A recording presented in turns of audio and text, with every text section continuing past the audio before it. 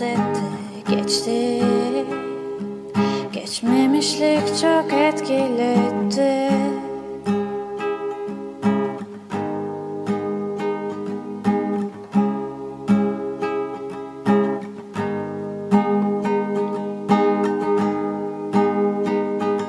Beni ben yapan her şey ikinci planda. Seni sen yapan herkes geride kalmışsa, kalmışsa. Beni ben yapan her şey ikinci planda. Seni sen yapan herkes geride kalmışsa, kalmışsa. Çık karşıma, otobüste ya da durakta, bak bana. Tanır gibi başka her